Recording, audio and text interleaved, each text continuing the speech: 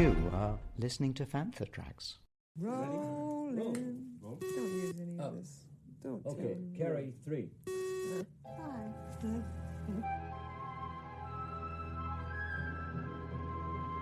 They love you.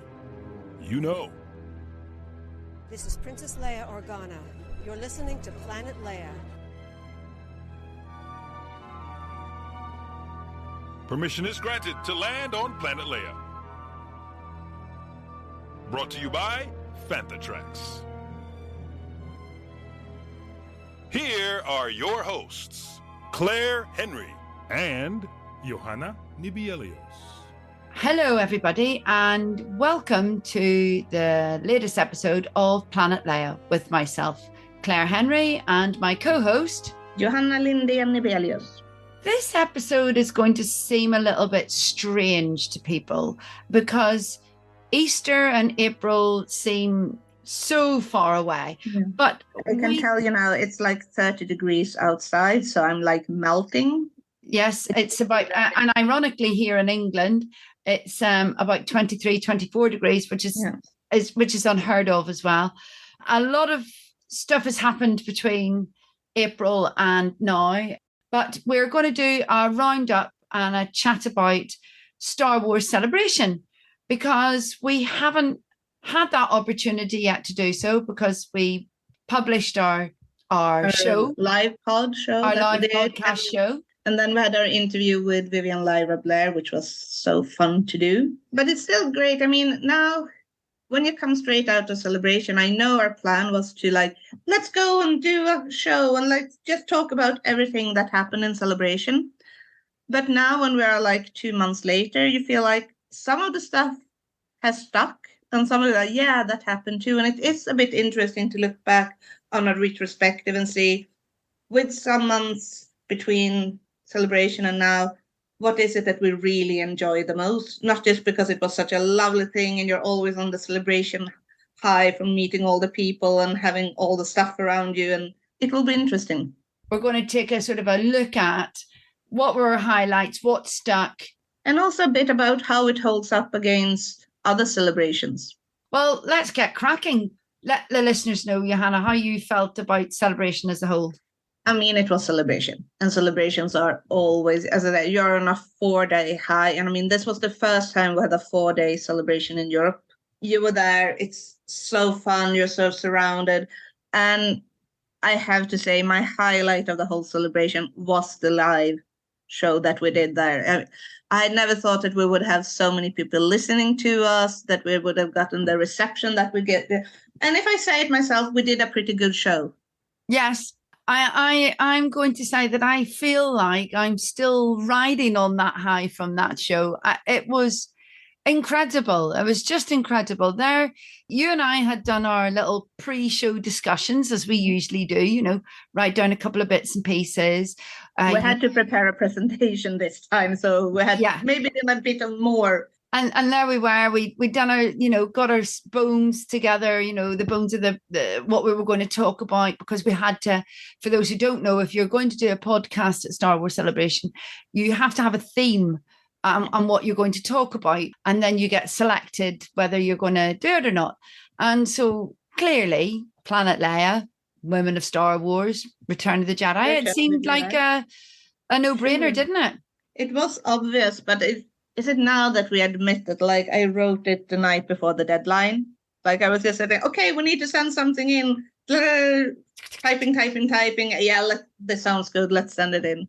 There we were, sitting on the floor just beforehand. And we'd seen other podcasts. We'd been to the university, hadn't we, where that room was absolutely jam-packed with people looking at costuming and Star Wars. We'd seen people queue.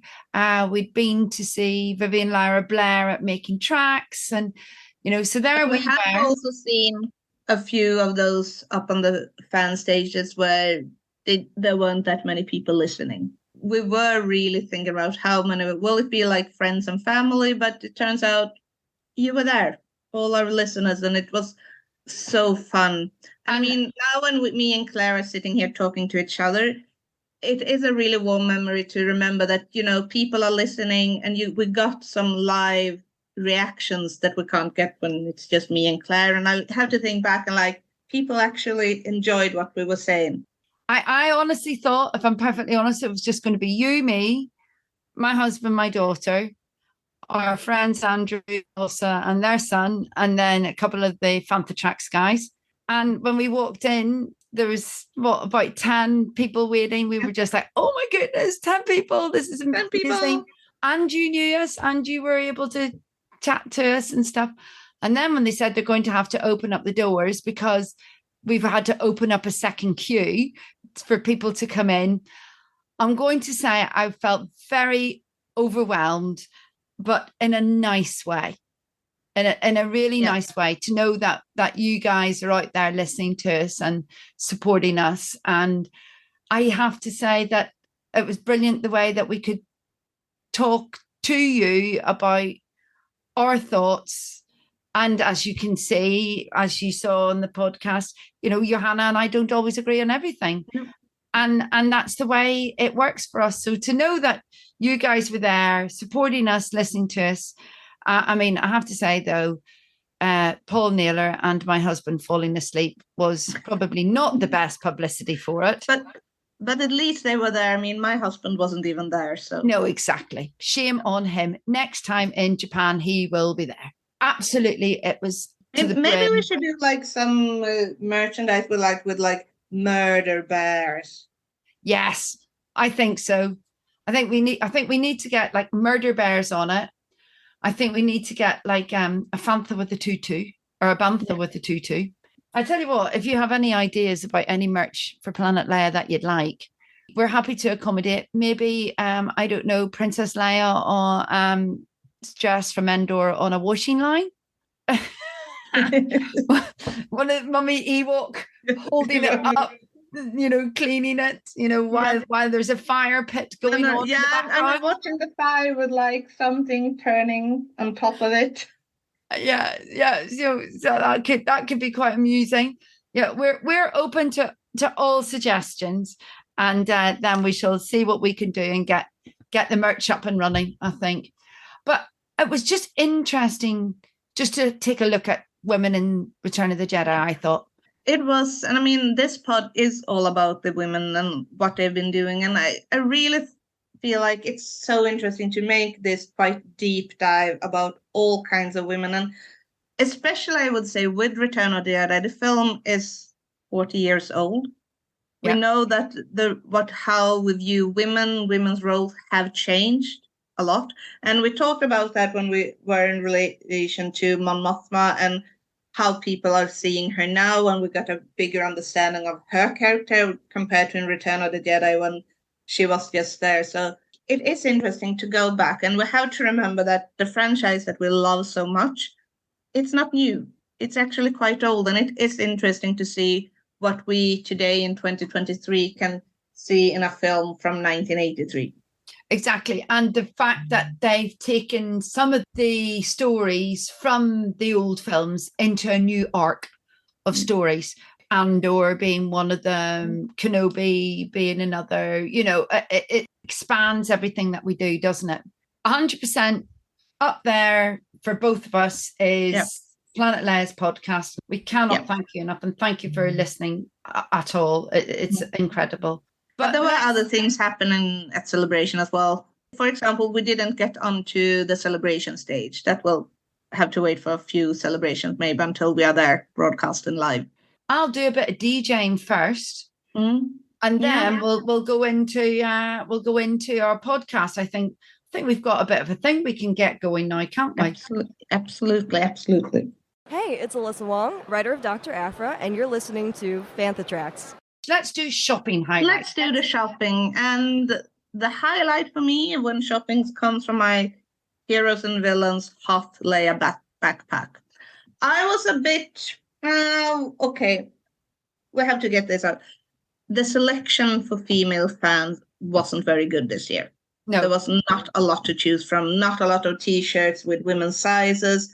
Her universe wasn't there. The only thing you really could find, you had a few t-shirts on the official store. I'm actually wearing my Sister of Ferric's t-shirt here today when we are I can broadcasting. see that. That's a nice t-shirt. Forbidden Planet had some stuff. I never got in there, and you had some jewelry, and then you had heroes and villains. So that was basically it. But the heroes and villains stand was great. I could easily have spent a lot more money than I did there. But when I bought my hot backpack, first I saw it and thought, oh, it's a nice handbag. And I didn't realize that it was a backpack until I came home.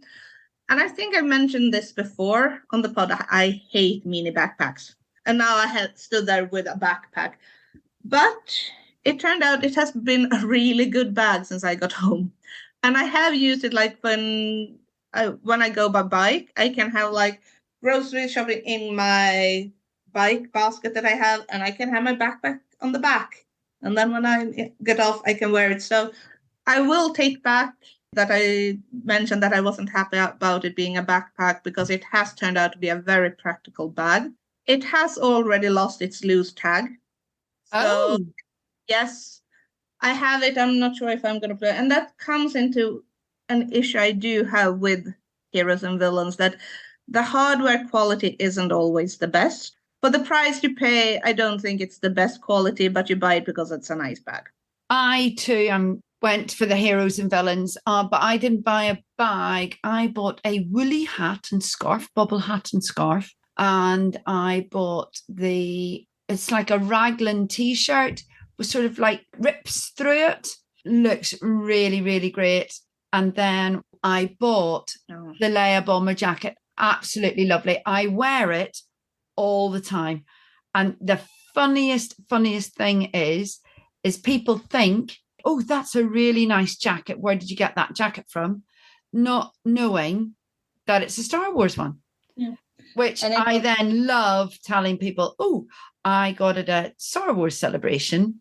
It's Princess Leia jacket. And they're like, oh, you're joking me. And then they look and then say, oh, yeah, you can just see just that little fine bit of detail about it. But yeah, it was, I'm just looking at the photos that are on our Facebook page about it. There were some really nice bits of clothing there. I'm not an Ahsoka fan, but I was really close to buying stuff from the Ahsoka collection because it looked so good. But I was just going to say, it looked really nice. All of it was absolutely lovely. There's the t-shirt I bought. I bought the sort of like, it's like a marl grey raglan t-shirt. My daughter was very, very tempted by the crop top Leia tracksuit bottoms. It looked really smart as well, but she decided against it. I think she bought instead, she bought a Grogu phone cover instead, which actually I have to say on the shopping front was another place that I really enjoyed was Rhino Shield.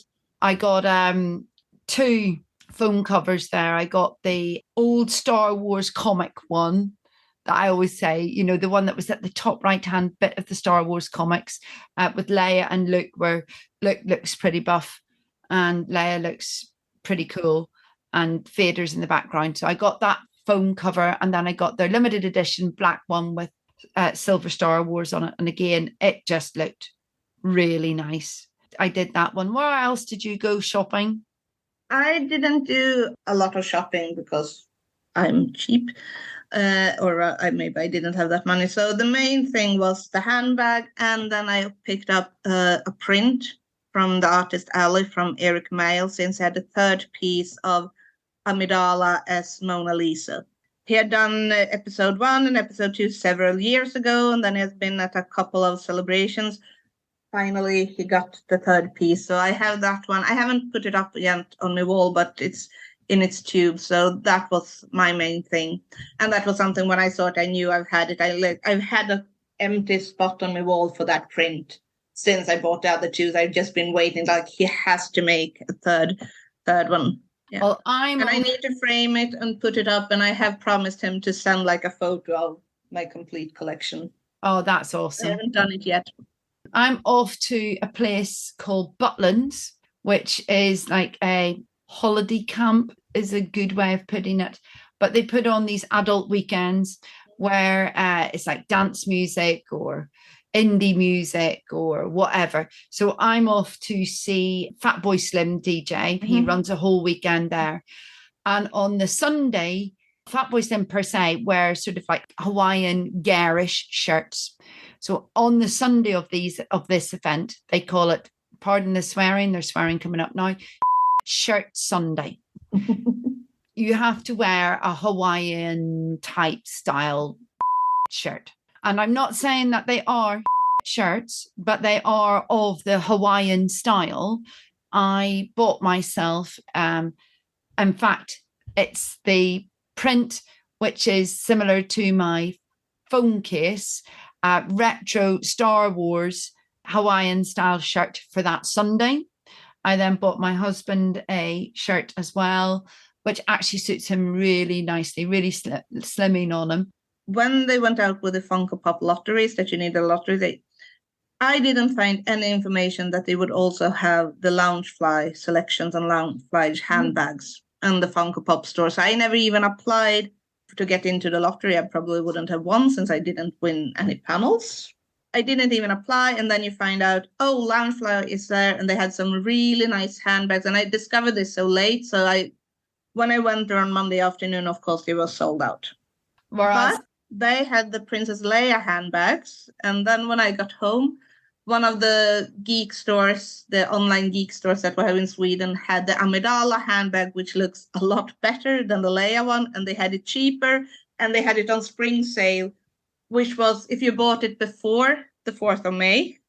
Yeah. So I bought it soon. And then they had the 4th of May sale. And it was also less than their spring sale. So I did a good bargain on that. Oh, don't tell me that, because I bought the Leia handbag, as you know, I didn't buy a bag at Heroes and Villains, but I did buy the Leia bag at the Loungefly at Funko Pop, and my daughter bought the Grogu bag as well, which was quite cute. I do have to say, disappointing that her universe weren't there. Yeah, that's, I think, laziness, if I'm honest, on their behalf, because they've brought it to Europe before. So this whole thing about... They've always had a bad selection in Europe. Yeah. That's been nothing compared to the US celebrations, which is also like, okay, you can't order from her universe store if you're in Europe, and then you finally come here and you didn't bring any of your good stuff. But at least they brought something. Now they didn't have anything. And I know that they claim, I know Heroes and Villains are talking about, oh, it's so expensive with the customs and shipping and everything, and it's hard to get things into Europe and the UK. But yeah, I'm still disappointed. They would have sold out. I heard so many other women complaining about this. For a lot of women, the chance to find and buy her universe stuff is a highlight of celebration, and we didn't get it this time. Yeah. There was lots of girls and women that I chatted to that were exactly of the same opinion. And obviously it was the Europeans. It was, us who were, the American girls that we were talking to were like going, I know we're really lucky, and we appreciate how lucky we are that we can get it. Drop of a hat whenever we want, online, job done. But, let's move on. Favorite panels? I will say I love the fan stages. Sure, you don't get the high that you can get if you're on one of the main stages for a main panel, but this celebrations, I will say that I didn't win a single lottery ticket, but I was lucky, and I actually got into the broadcast stage for the main Lucasfilm panel, and I got into an Andor panel because that was queuing, and Star Wars Visions and the End show. But the more I see these main events, the more I feel like I much prefer the smaller stages, because that is where you get a lot more interesting info. It's exciting to be the first one to see or hear the news about something new, but it is online a couple of days later. But on the smaller stages, the presenters are usually not just saying what they need to say, oh, it was exciting, it was so special to be there.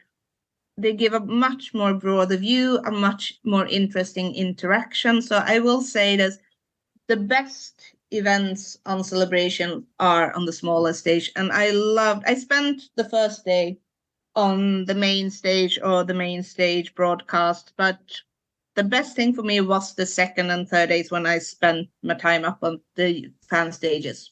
I think it's because you get, niche isn't the word, but there's a real wide variety of things that you can go and listen to anything, can't you? You know, we went to the Steam one, for example. Brilliant.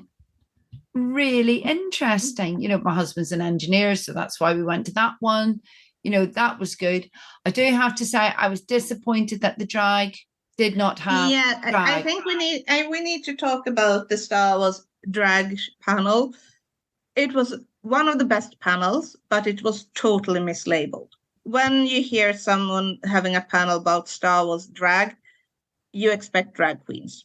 Yeah. This panel was quite a heavy and quite a deep on queer readings of Star Wars. And to see how they looked and saw things that I didn't necessarily see, I'm going to say.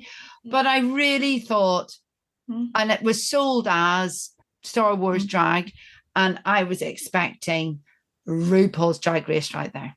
I went there with a friend who's part of the queer community. I'm not. And it was interesting. You also really understood how important it was for a lot of the people who went up afterwards when they wanted to ask questions to the panelists, that it is important for them that it was a safe space where they could talk about their interpretations and everything. So I would say it was one of the best panels, but totally mislabeled. I also am not a member of the community, but I am part of the community through family members, shall we say. And I know how important it is.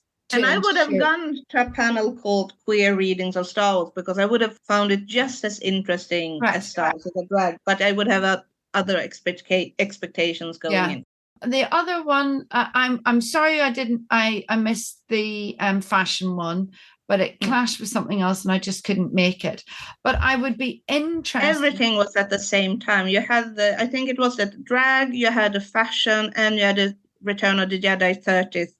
That's it. 40th anniversary panel all at once. And it was the running of the hoods as well. It was like everything was happening at between 1 and 3 o'clock on Saturday. It was quite an interesting one in that there was just so many busy things. But I would like to know about the collector stage. I didn't go to the collector stage, but it was exceptionally close to the Star Wars show stage. Yes. I wondered, did it lose its way because of the noise?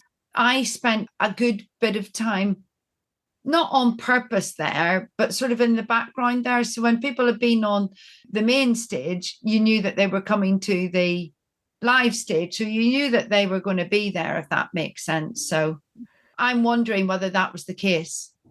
Yes, and I ran by the collector stage as part of the running of the hoods. And I also when you were running, you only heard the Star Wars live show. So yes. I think they were definitely unlucky in their location. Now, when it comes to, I've always at celebrations found the collectors panels very interesting because it's once again, it's this niche thing that maybe I'm not interested in hearing about how you find this prototype toy from someone's grandma that they live in the woods and you had to go find it. But it's so interesting to hear people are really passionate about these very, very small details that you don't know. And I find the stories. But my problem with the collector stage is since they hand out collectibles, it's such a hassle getting in. And this time I didn't feel like doing that. Yeah, because there was that desire from people to collect, wasn't it? You know, they wanted to get, I know a couple of people who were looking for certain ones and other people were looking for certain ones. And I get that. It's a collector stage. I will also say another panel that was a real highlight for me, and I'm going to go a shout out to some of our podcast colleagues, is the Star Wars Ologies podcast. But the only one I got to go to was the history of the Resistance, which once turned out to be a very deep and philosophical look into Andor. It ended up being quite a long discussion about the difference between to resist and to rebel. And what is it that brings a person from resisting to rebelling? And with a lot of interference from philosophy and history and very, very deep. There were professors and PhD students in a lot of social subjects, and it's like, ooh. But it's definitely the one that I carry with me and made me really think about, yes, what is it that made, and they were quite into it, that the humans in the Star Wars galaxy are the last ones to rebel because the aliens already knew how the Empire was. Yeah. But what is it that sparks the rebellion even in the humans? I missed that. What day was that on? Sunday. No, but they had a bit of a mishap with a recording of that panel, but they actually redid the panel. So I haven't heard the new one, but they brought the same people in and had the same and had made a podcast out of it. So that's on the Star Warsologists, yeah. The main panels for me, we were in the broadcast room for the showcase panel, which was really interesting. There looks like there's some great stuff coming up. The atmosphere was, as always, incredible and very exciting. And you're right, you do get carried away with the whole excitement, etc., etc.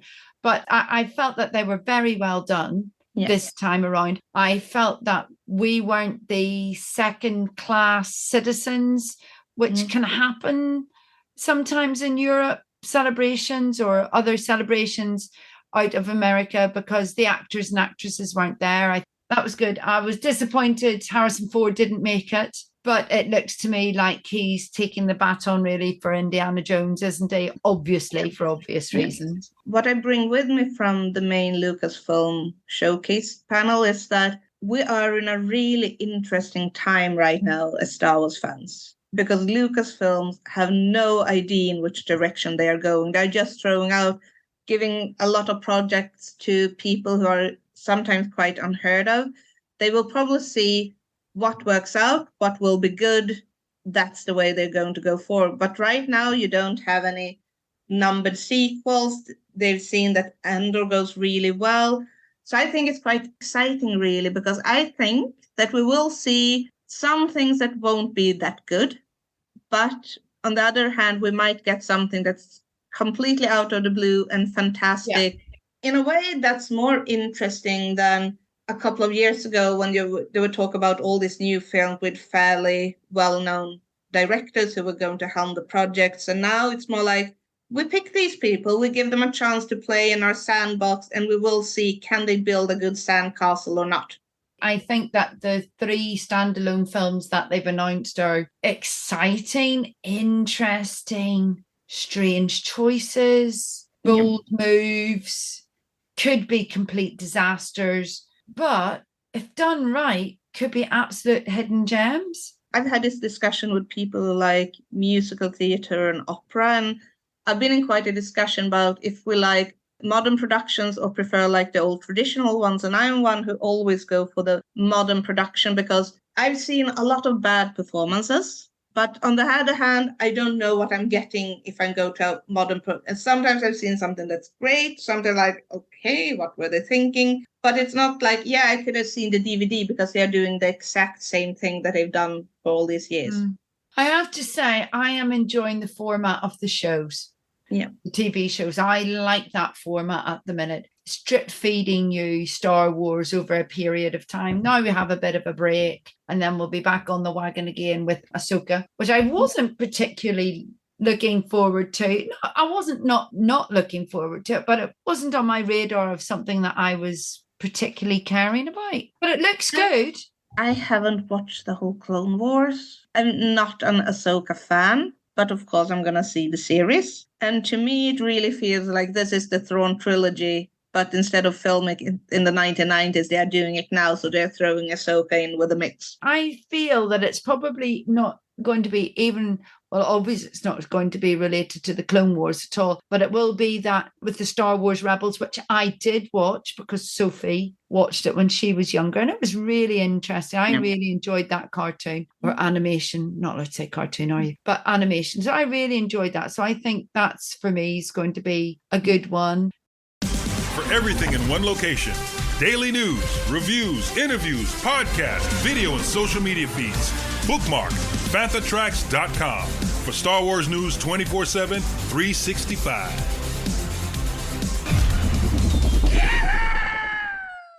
The Acolyte interesting because I always cheer for the good guys, and now apparently it looks like a very grey. Should we cheer for the bad guy, or is it the bad guy that's good? I think we will be conflicted about it. Yes, I think we'll be conflicted about that one too. And I like Star Wars because the good guys are good and the bad guys are bad. I'm not very much into grayscale, except for Andor. Well, it's not even that. We don't even want to think about our baddies being good, do we? No. Although there is redemption of Darth Vader, of course, or Anakin Skywalker. So I suppose, yeah, we do like bad guys. But he was good, then went bad, then went good. So that's different. He always had good inside him. Really pleased that we got into the Kenobi panel. That was really interesting. And again, interesting in that was everybody all together a year later. So time to reflect, time to look back, think a bit like we're doing, a bit more. We're not as, are we, as we were maybe 4 weeks after celebration.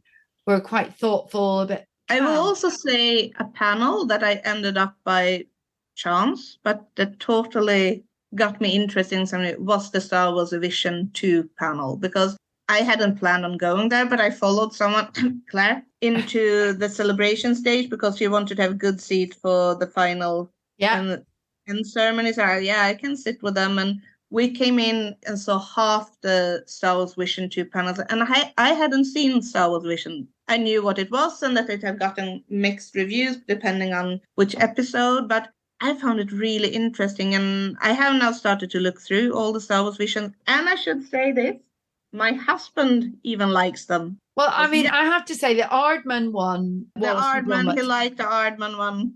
That was just brilliant. That was hilarious. That was really good. I was really pleased that I was able to just sit. We just had lunch, didn't we? We just sat there and our lunch and watched it. We had runners fixing lunch for us, and then we were sitting there at the celebration stage. It was very nice, I have to say. Another highlight for me, I managed to, with my friend, meet the artist who did the celebration badges artwork, and she was fascinating. Alice Zahn. What a lovely, humble person. She was so shy, but her talent, those badges for celebration this year were something else.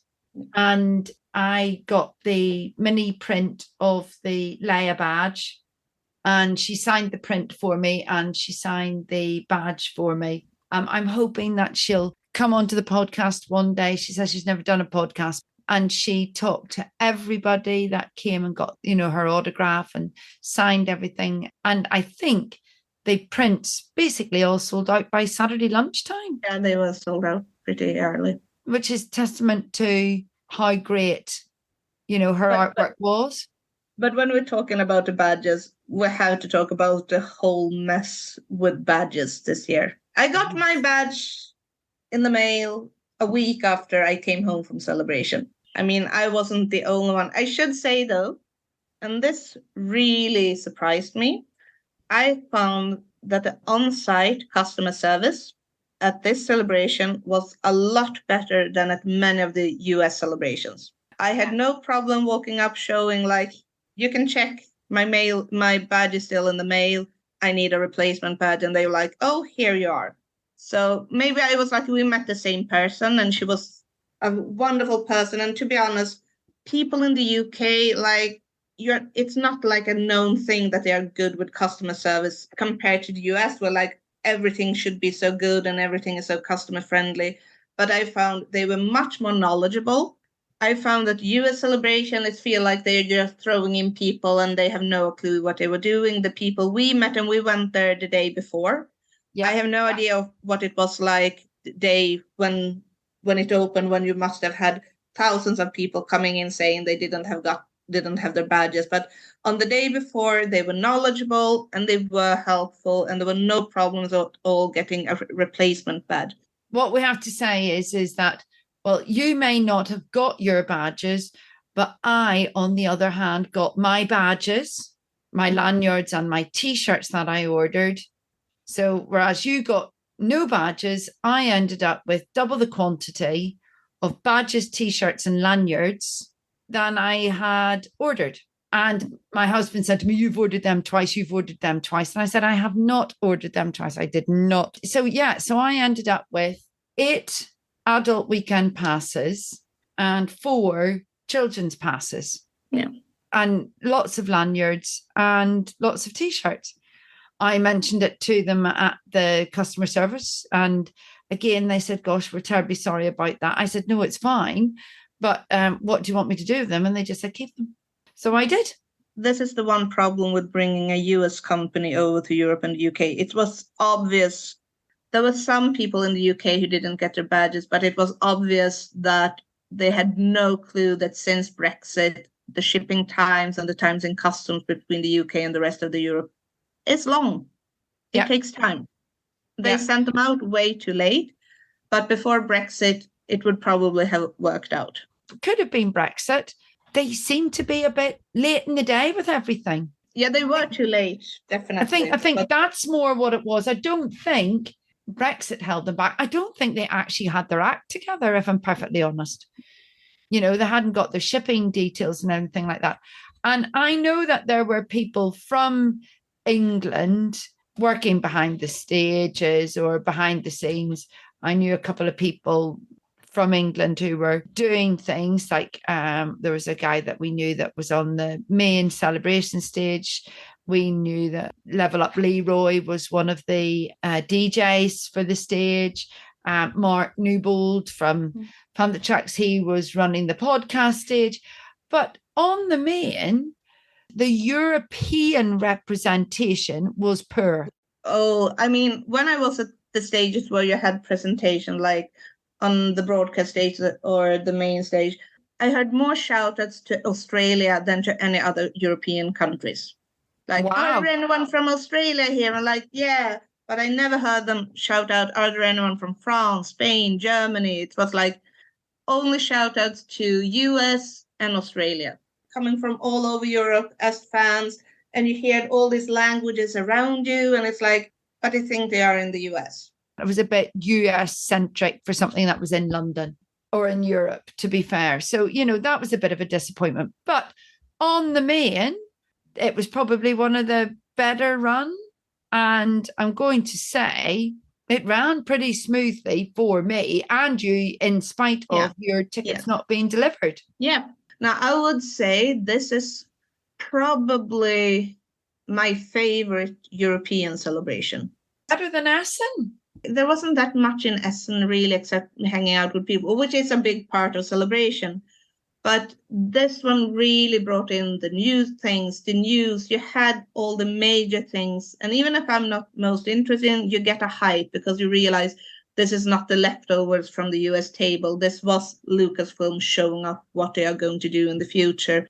There were issues with like not enough stuff to buy and crowding. But still, I would say I thought it worked really well, and I liked the venue with all the food availabilities. You had the food courts, you had the smaller food stands. I never had to queue for food, even if some days it was like, God, will I even get something to eat?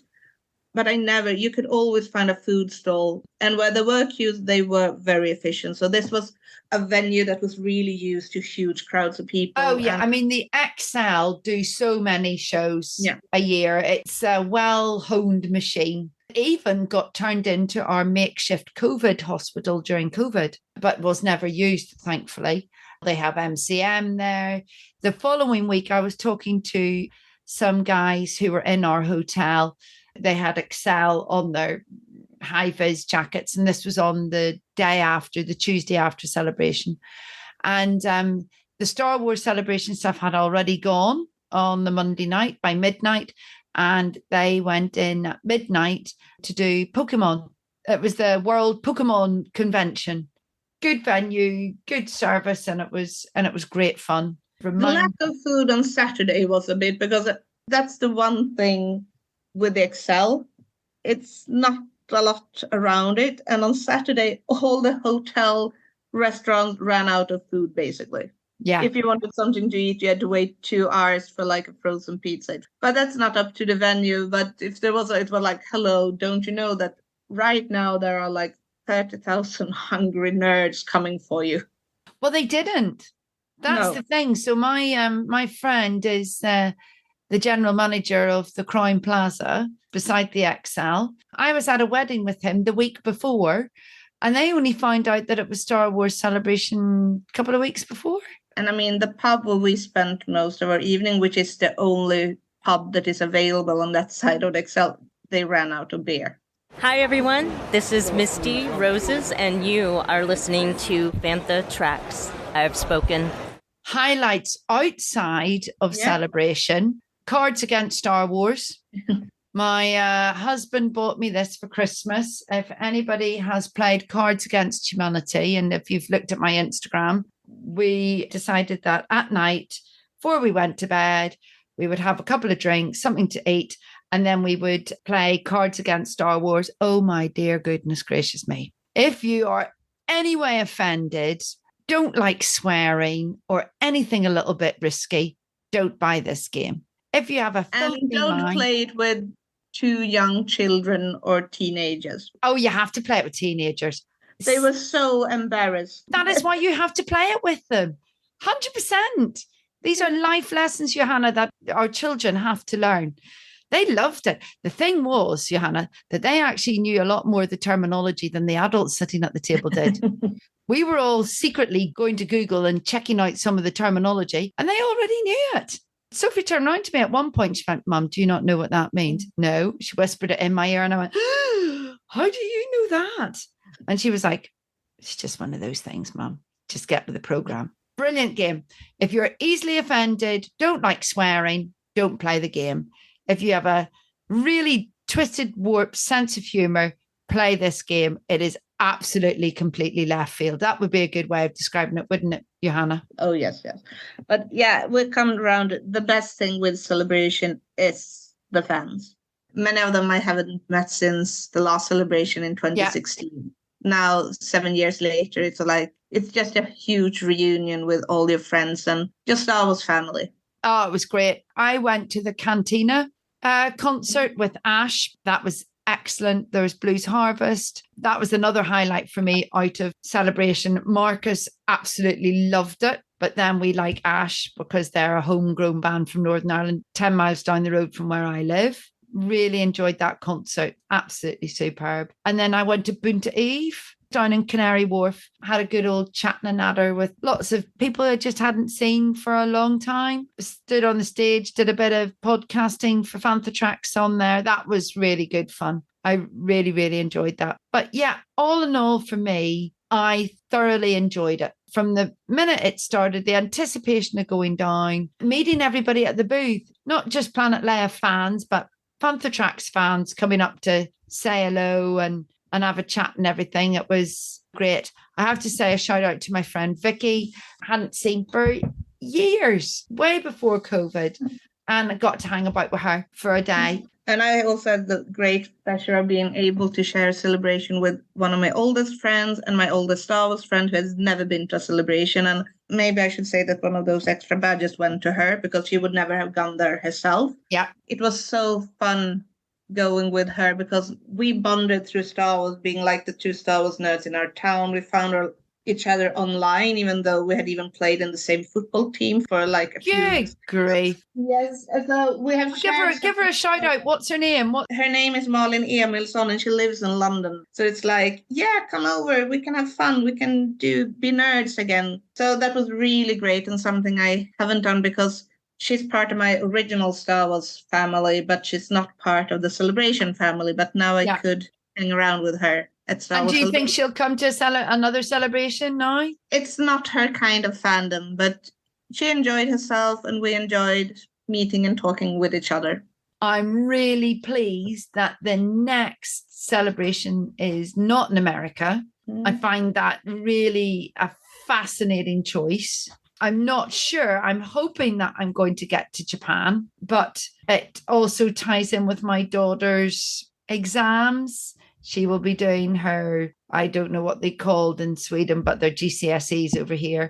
So it's a big set of exams for her. So I'm not sure whether we will make it or not, but I would like to hope that we will make it, or certainly I will make it. But I think it's great that it's not in America again. I think that's a brave choice, and I think it's a good choice. My issue with Japan is I checked the flight prices to Japan, and it's really expensive going from Sweden. Realistically, I will probably not be able to afford it. And it's also due to the fact that I've always wanted to go to Japan. But when I go to Japan, I don't want to spend it just on a Star Wars convention. I want to have been able to save up enough money so I can do my trip of Japan for maybe like 2 or 3 weeks. And that would include me and my husband going. So it's not like enough for me to You've got plenty of time to do that, because it's blossom season when it's on, which is when you want to go to Japan and Tokyo.